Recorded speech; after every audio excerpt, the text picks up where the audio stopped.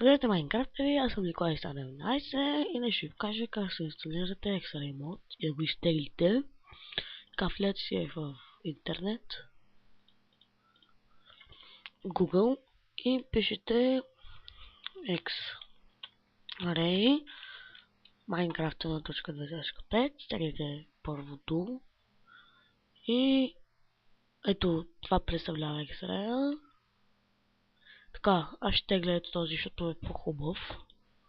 По-нов мисля, че е. И тук трябва да чакате 5 секунди.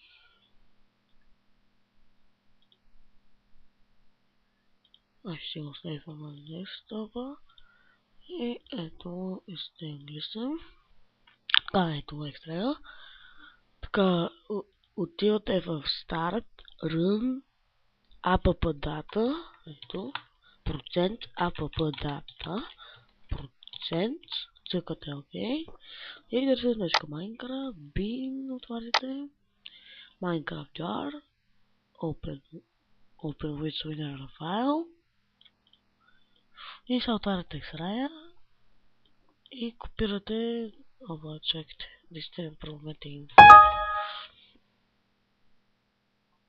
Така и копирате файловете от X-Ray на winner на Minecraft jar ги поставяте и сте готови. Сега пробвам да е станало.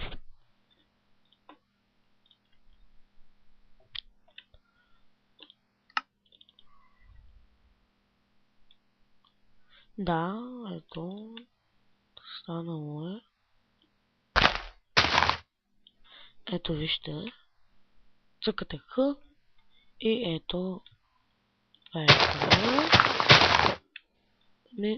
това беше от мен. Да ви покажа какво може. Като цъкнете F, може да лети. Дори да сте на геймът. Едно.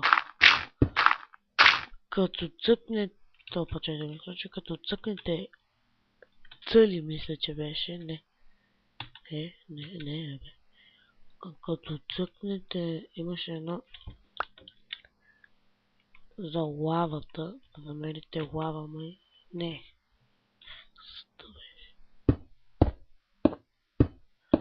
Представям се така точно беше. Не беше си разлучите.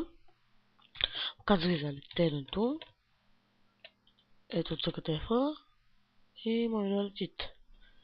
Това беше от мен. Добре да съм помогнал и чао.